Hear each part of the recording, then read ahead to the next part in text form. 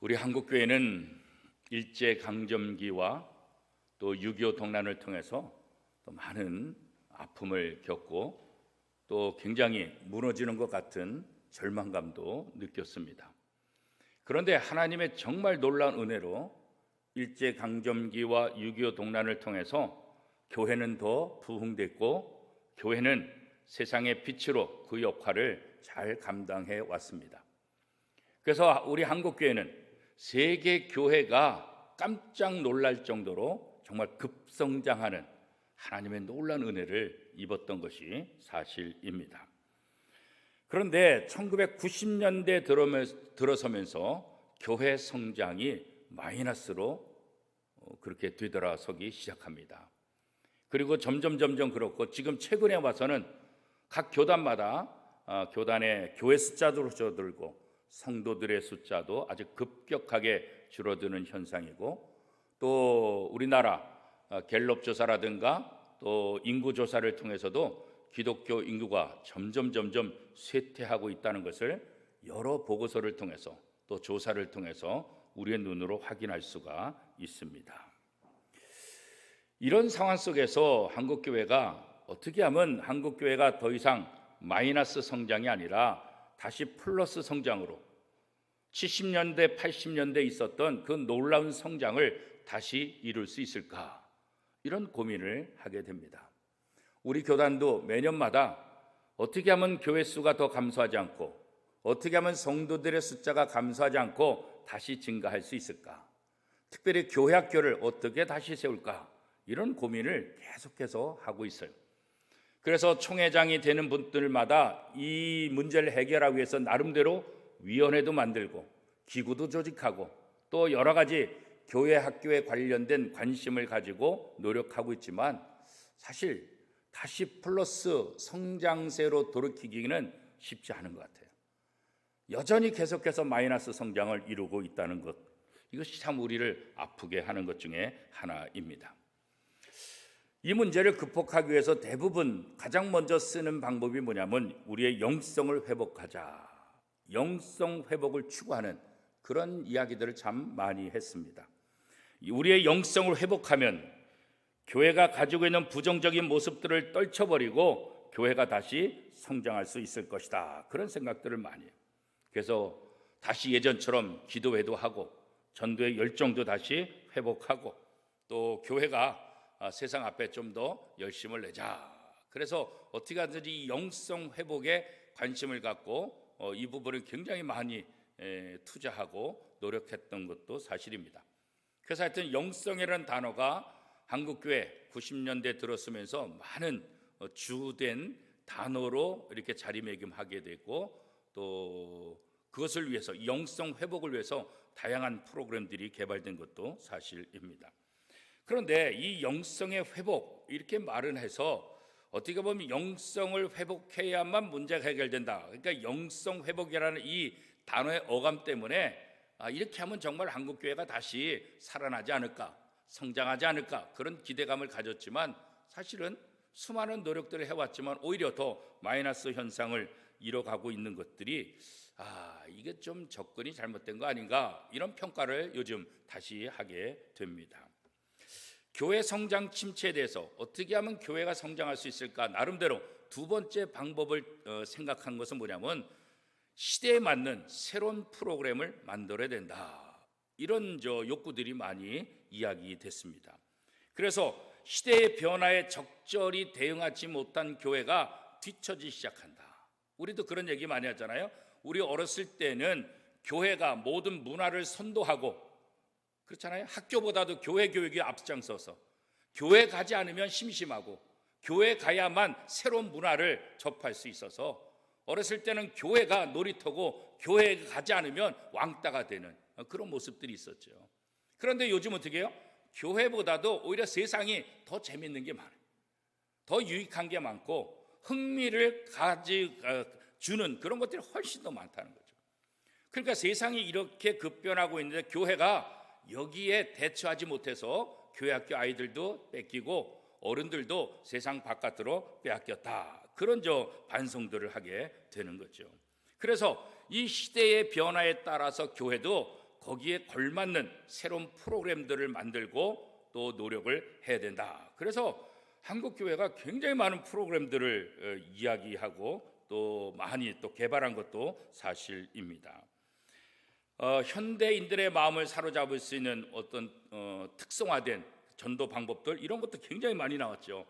뭐 여성들을 중심으로 하는 전도, 남성들을 중심으로 하는 전도, 아버지를 중심으로 하는 전도, 어머니를 중심으로 하는 전도, 20대, 30대에 초점을 맞춘 전도, 아니면 50대, 60대 또 맞춘 전도, 또 어린이 맞춤 전도, 뭐 이런 것도 굉장히 많이 나왔고, 뭐 제자 훈련, 또 다양한 성경 공부 프로그램, 이런 것도 굉장히 많이 개발된 것이 사실이에요.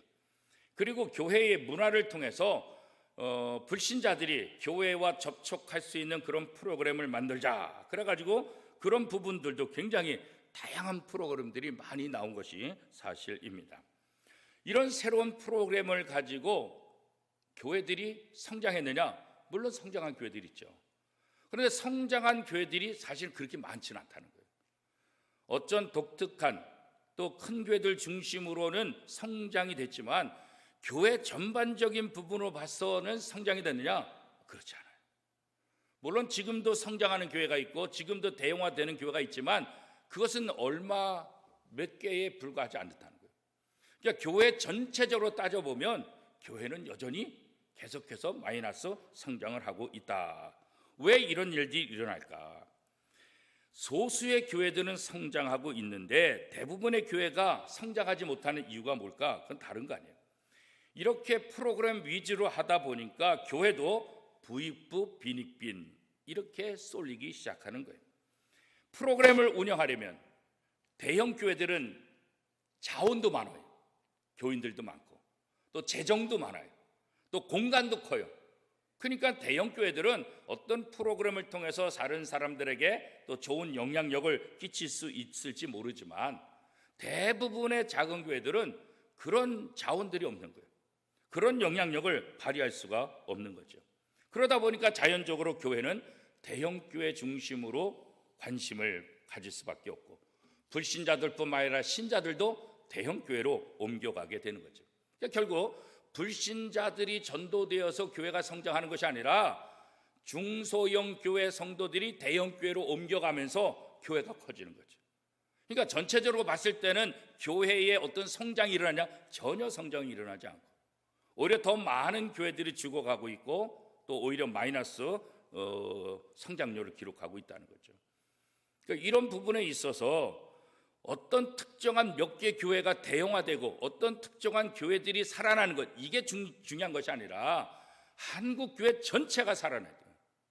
한국교회 전체가 영향력을 끼쳐야 이게 건강한 교회지, 어떤 몇몇 대형 교회만 성장하고 나머지는 다 쇠퇴한다고 한다면 이게 무슨 교회인가? 이게 무슨 하나님이 원하시는 교회의 모습인가? 그런 것들을 우리가 다시 한번 생각해 볼 수 있는 거죠. 그래서 이런 프로그램을 개발하면서 한국교회는 큰 교회는 더 커지는 거고 작은 교회는 더 작아지는 그런 결과를 만드는 거예요. 그리고 교회가 이런 프로그램 위주로 가면서 어떤 현상이 일어나냐면 교회들끼리 무한 경쟁을 하기 시작하는 거예요. 이 교회가 이거 한다 그러면 이 교회는 또 이렇게 하고 또 저 교회는 또 이렇게 하고, 교회가 성도들, 불신자들에게 관심을 갖고 불신자들을 어떻게 하면 구원할까 여기에 관심 있는 것이 아니라 어떻게 하면 우리 교회가 저 교회보다 더 커질까, 그런 쪽에 생각을 하면서 무한 경쟁을 하다 보니까 이게 교회 안에 비성경적인 모습들, 비신학적인 모습들, 그러면서 어떤 일이 벌어져요? 교회가 기업화되기 시작하는 거예요. 실제로 많은 사람들이 경영학적으로 교회를 운영하려고 하는 그런 모습들. 그래서 요즘에도 보면 담임 목사를 청빙할 때 정말 어떻게 하면 진실한 목회자, 이것보다도 CEO 같은 목사를 자꾸 청빙하려고 하는 거죠. 그 목사가 와서 우리를 어떻게 하면 2배로 3배로 늘릴 수 있을까? 기업에서 사장을 뽑듯이 기업에서 CEO를 데려다가 기업을 성장시키려 하는 것처럼 요즘 교회들이 그렇게 담임 목사를 청빙하고 또 그렇게 생각하는 경우들이 상당히 많아지고 있다는 거예요. 이것이 사실은 한국교회 전체에 악영향을 주게 된다는 거죠. 교회가 지금까지 한국 교회가 성장할 수 있었던 것은 무엇이었을까? 그건 세상과 다르기 때문에 성장했던 거예요. 세상 사람들이 추구하는 그 가치가 다르기 때문에, 세상 사람들이 평가하는 그 평가 기준과 다르기 때문에, 이 교회 다니는 사람은 뭔가 다른데? 교회는 뭔가 다른데? 세상에 이기적이고 세상에 경쟁주의이고 세상에 자기만 생각하는 이런 것과 뭔가 다른 거예요. 희생과 헌신과 사랑과 자기한테 이익이 안 되는데 사랑을 베푸는 거예요. 자기가 손해보면서도 그 손의 길을 걸어가는 거예요. 그러면서 다른 사람들에게 영향력을 주면서 한국교회가 성장했던 것이 사실이라고요. 그런데 지금은 교회 성장이라는 목표 아래 교회들마다 원래 하나님께서 주신 교회의 그 본질을 자꾸 잃어버리고 있다는 거예요. 무조건 교회 성장에만 몰두하다 보니까 교회가 기업화되고 교회가 세속화돼가고 있다는 거예요. 그러면서 교회가 기업과 별 차이가 없어진 거예요. 이게 교회인지 이게 회사인지. 목회자들의 모습들도 점점 그렇게 돼가는 거죠. 원로 목사님 세대가 늘 말하는 것들은 교육자들이 교회를 위해서 헌신하고 성도들을 위해 헌신하는 그 모습들, 원로 목사님 세대가 바라보는 교육자의 그런 헌신과 그런 것들이 지금 젊은 30대 목회자들에게 찾아볼 수 있을까? 거의 없는. 목회자로서의 헌신과 목회자로서 하나님 앞에 부름, 이것보다는 어떤 직장 개념이 더 많다는 거예요.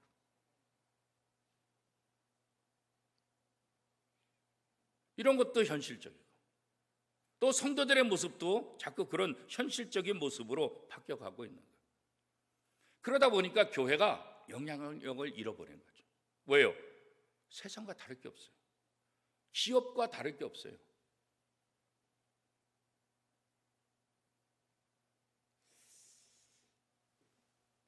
교회 성장이 침체되었다는 것, 이것이 굉장히 문제이긴 하지만 우리 한국교회가, 아니 우리 교회도 마찬가지죠. 총체적인 위기에 빠져 있는 것이 사실인 거죠. 그 위기는 뭐 때문에 오냐? 교회가 세상 속에서 빛과 소금의 역할을 감당하지 못하기 때문에 그런 거예요. 요한복음 15장 19절 말씀에 보면 이렇게 말씀하고 있어요. 예수님께서 너희가 세상에 속하였으면 세상이 자기의 것을 사랑할 것이나 너희는 세상에 속한 것이 아니요 도리어 내가 너희를 세상에서 택하였기 때문에 세상이 너희를 미워하느니라. 그러니까 예수님께서 제자들이 여러 가지 핍박을 받고 여러 가지 환난을 당하고 어려움을 당하는 것은 교회가 세상과 다르기 때문에 미움을 받는 것이라는 거예요.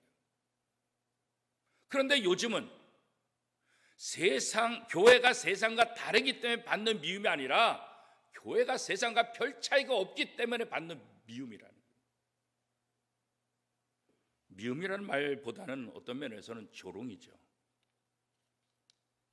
교회가 교회의 모습을 잃어버리고, 소금이 만약 그 소금의 맛을 잃어버리면 밖에 버려져 사람의 발에 밟힐 뿐이다, 그렇잖아요.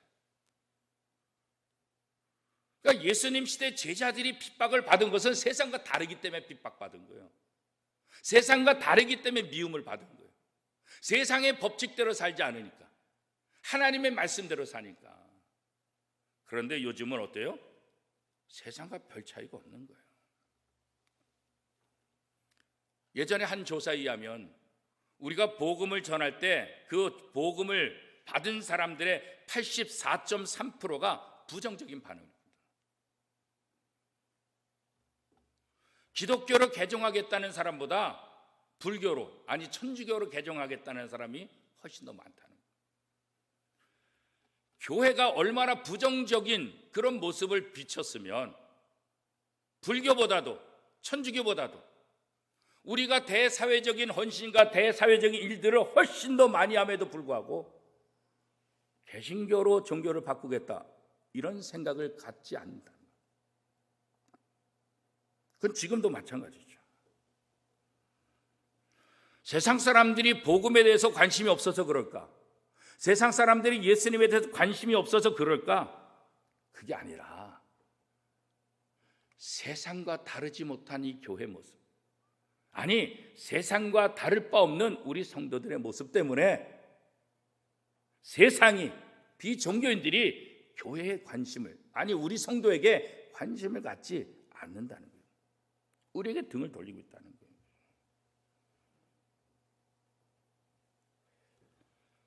우리가 불교보다도 천주교보다도 대사회적인 활동을 어마어마하겠죠. 대사회적으로 선교비를 사용하는 것들이 더 훨씬 더 많잖아요. 어마어마하잖아요. 그런데도 영향력이 없다는 거예요.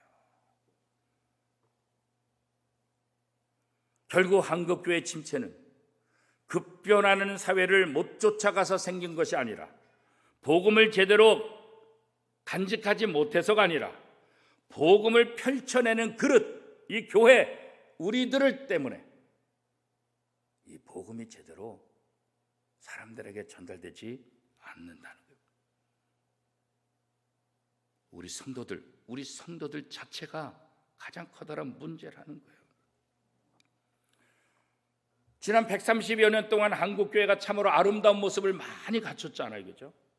모이기를 힘쓰고 기도와 말씀에 열심이고 전도에 대한 남다른 열정을 가지고 있고 사회 봉사에도 누구에게 뒤지지 않은 그런 열정들을 가지고 있고, 이름 없이 빚도 없이 농촌에서 어촌에서 저 시골 산골에서 한 영혼 구원을 위해서 애쓰는 교역자들도 많이 있잖아요. 그죠? 가난한 자들을 위해서, 불쌍한 영혼들을 위해서, 소외된 사람을 위해서 얼마나 많이 기독교가 애쓰고 있어요. 국내뿐일까요? 아니요, 전 세계 오직까지 선교사들이 가서 자신의 생명을 걸고 복음을 전하는 그런 모습들이 많이 있잖아요. 그렇죠? 그럼에도 불구하고 한국교회는 불교 천주교보다도 더 부정적인 반응을 받고 있다는 거예요. 이게 현실이에요. 왜 그럴까? 지난 130여 년 동안 우리 한국교회 독버섯처럼 자라난 문제들이 이게 표출되기 시작하는 거죠. 잘못된 신앙, 잘못된 신학, 잘못된 그런 훈련들, 이런 것들이 한국교회를 무너뜨리는 거예요. 성도들을 무너뜨리고 있다는 거죠.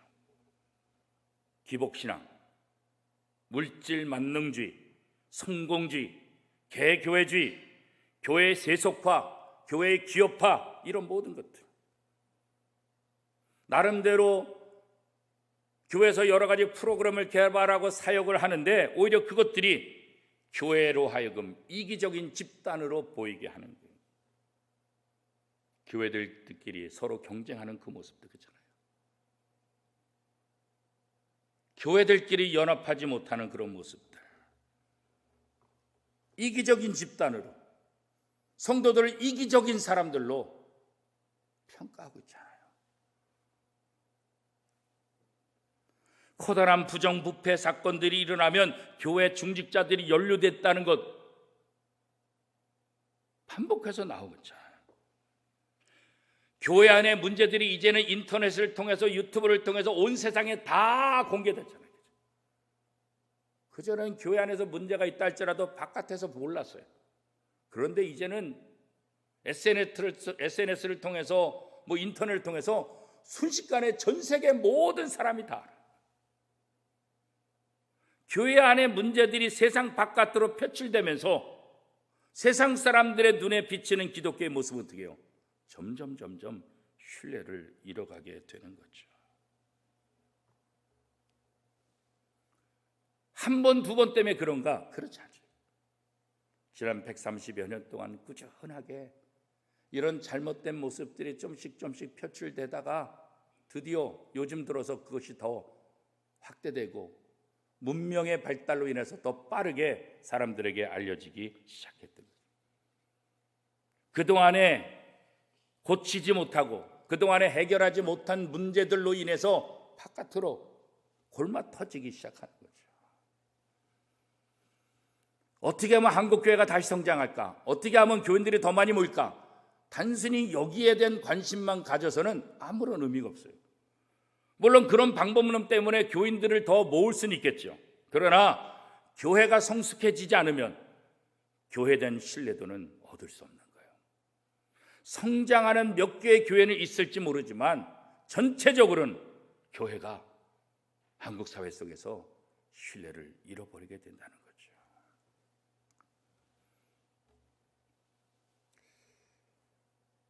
우리가 어떻게 해야 될까?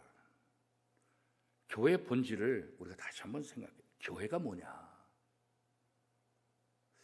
외국의 유명한 학자들이 한국에 와서 교회가 성장한 거 보고, 한국 교회 보면 각 교단의 제일 큰 교회들은 대한민국에 다 있어요. 그죠? 장로교, 순복음, 침례교, 전 세계 각 교단에서 제일 많이 모이는 교회들은 한국의 대부분이 다 있다고요. 그러니까 그렇게 많이 모이는 놀라운 그런 모습들을 바라보는데, 여러 유명한 신학자들이 한국에 왔다가 돌아가면서 하는 말들이 뼈 있는 말들이 많이 있어요. 어떤 분은 한국 교회는 주일에는 신자가 많은데 평일에는 신자가 없다, 이런 평가. 한국 교회는 굉장히 많은 성도들이 모이는데 교회와 세상이 별 차이가 없다는 거예요. 한국 교회는 교회가 뭔지를 모른다. 교회가 뭔지를 모른다. 하나님의 집, 예수 그리스도의 몸된 이 교회가 뭔지 모르니까 교회를 이상하게 만들어버린다는 거예요.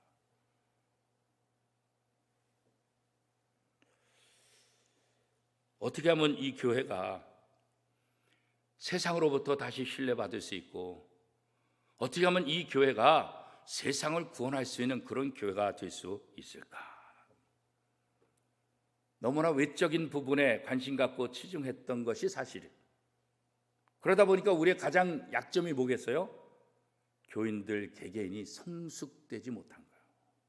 성숙되지 못한 거예요. 교인들의 인격이 변화되지 않는 거예요. 성품이 변화되지 않는 거예요. 우리 농담을 삼아 그러잖아요. 예수 믿어도 성격대로 믿어 그러잖아요. 성격이 변화되지 않아요. 그러니까 아무리 전도해도 처음에는 따라오다가 나중에 어떻게 해요? 실망해서 다시 떠나는 거예요. 실망해서 다시 떠난 사람을 다시 전도하려면 거의 불가능해요. 거의 불가능해요. 예수 믿는 사람들의 인격과 성품이 변화되어야 되는데 어떻게 해요? 하나님의 말씀을 제대로 훈련받아요. 제대로. 그렇지 않고서는 한국교회가, 우리 성도들이 세상의 신뢰를 받을 수 없는, 우리의 인격이 변화되지 않는데, 우리의 성품이 변화되지 않는데 어떻게 세상 사람들에게 신뢰를 받을 수 있겠어요? 그건 불가능한 거예요. 오늘 우리 교회들이, 교회 성장도 중요하지만 교인들 개개인의 인격과 성품이 변화되도록, 이 교회가 하나님의 학교라는 사실을 알고 이 교회를 통해서 부단히 훈련을 받아야 돼요.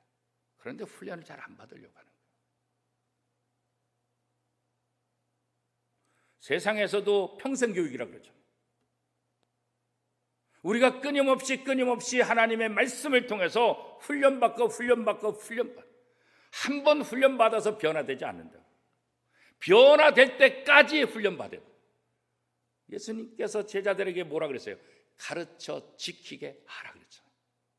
가르치는 것으로 끝나는 것이 아니라 기독교 교육은 가르쳐서 지키도록 하는 거예요. 지키도록. 근데 저도 그렇지만 가르치는 건 하는데 가르친 대로 그 사람이 삶을 사느냐, 여기에는 그냥 개개인한테 사실 맡기는 거죠. 그 사람이 변화되는지, 그 사람이 변화된 삶을 살고 있는지, 직장에서 변화된 삶을 살고 있는지, 가정에서 변화된 삶을 살고 있는지, 이거는 관심이 없잖아요. 그냥 가르치는 걸로 끝나잖아요. 근데 예수님은 가르쳐 지키게 하라 그래요. 변화가 일어나지 않으면 온전한 교육이 아니죠. 왜 대학 나오고, 왜 서울대학 나오는데 왜 사기꾼이 돼요? 왜 사회 악이 돼요?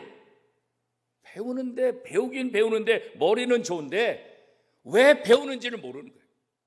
이 배움을 어떻게 사용하는지를 잃어버리는 거예요. 자기의 이익과 자기의 욕심에 사용하기 때문에 문제가 되는 거죠.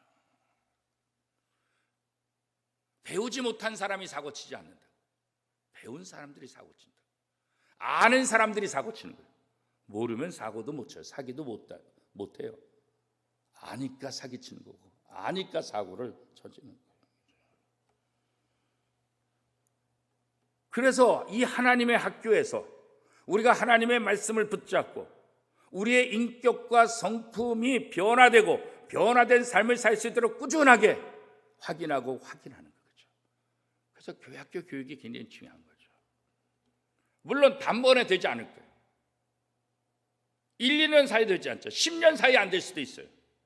우리 당대에 안 될 수도 있어요. 그러나 날마다 개혁돼요. 날마다. 우리 장로교회를 개혁교회라 그러잖아요. 하나님의 말씀을 통해서 날마다 개혁되는 것, 이게 개혁교회. 한 번 변화된 것, 이것으로 끝나는 게 나 예수 믿었어, 이거로 끝나는 게 아니에요. 예수 믿고 구원받았다고 한다면 오늘보다 내일 개혁돼야 되고 내일보다 모레 또 개혁되고, 개혁교회는 날마다 개혁되는 게 개혁교회 핵심이에요. 그게 우리 장로교라고요. 그게 개혁교회라고요.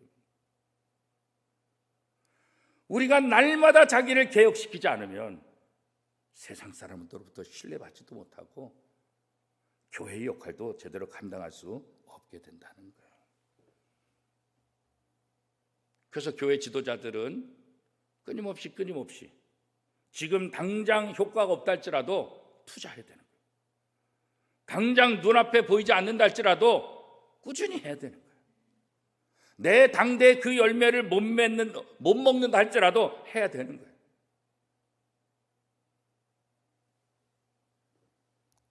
그 방향으로 날마다 한 걸음 한 걸음 더 나가야 되는 거죠.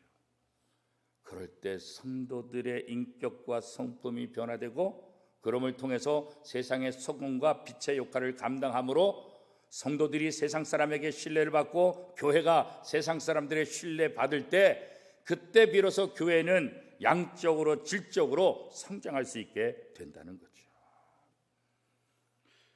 여러분, 기독교 역사 가운데 암흑기라고 부르는 데가 있어요. 암흑기, 기독교 역사 가운데. 어느 시대를 암흑기라고 얘기하는지 아세요? 중세시대예요. 중세시대는 교회가 가장 확장한 시대예요. 교회가 가장 힘이 있는 시대예요. 교회가 가장 큰 권력을 갖고 있는 시대예요. 그 중세시대예요, 그게. 그런데 역사가들은 그 중세시대를 뭐라고 평가해요? 암흑기라고 말해요. 한국 교회가 세계 교회에 유례없는 놀라운 성장을 했는데 이게 암흑기다. 교회의 본분을 잊어버리고 성도의 본분을 잊어버리고 세속화되고 기업화되면서 세상과 차이점이 없는 거예요. 차이점이.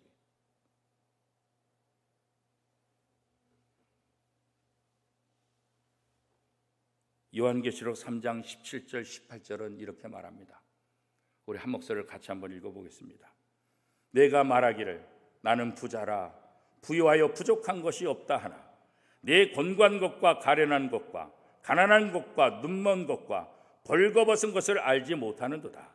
내가 너를 권하노니 내게서 불로 연단한 금을 사서 부유하게 하고 흰옷을 사서 입어 벌거벗은 수치를 보이지 않게 하고 안약을 사서 눈에 발라보게 하라.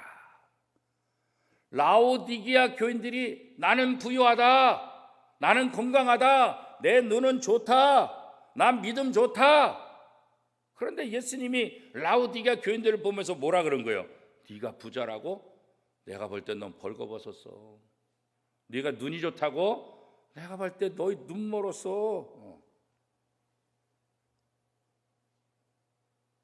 오늘 우리의 모습은 어떠? 나 신앙생활 잘하고 있어. 나 이 정도면 잘하고 있지. 이 정도면 우리 원미동교에서 1등 성도지. 그러나 주님이 보실 때는 어떠실까? 주님이 보실 때도 1등 성도면 얼마나 좋겠어요. 그렇죠? 라오디게아 교인들처럼 오늘 우리가 착각하고 있지 않은 것까? 오늘 이사야 60장 1절부터 3절까지 말씀해 보니까 일어나라, 빛을 발하라. 이는 내 빛이 이르렀고 여호와 영광이 내 위에 임하였음이니라. 오늘 이 교회 여호와 영광임에서 이 교회가 세상의 빛으로, 세상의 소금으로 일어나 빛을 발하라. 그렇죠? 우리가 이번 한 주간 새벽마다 불렀던 노래가 뭐예요? 교회여 일어나라. 잠자는 교회여 일어나라. 세상과 별 차이가 없었던 교회여 다시 일어나라. 빛을 발하라. 그렇죠? 오늘 창립 49주년을 맞이하면서 우리 교회 모습도 되돌아보고 내 모습도 되돌아봤으면 좋겠어요. 물론 담임 목사로서 더 부지런해야 되고 더 해야 될 일도 참 많은 걸 느끼고 있어요. 그러나 우리가 함께 고민하고 함께 해야 됩니다. 내년 교회 창립 50주년을 통해서 다시 한번 우리의 모습을 회복해서 50주년을 통해서는 정말 하나님께 감사하고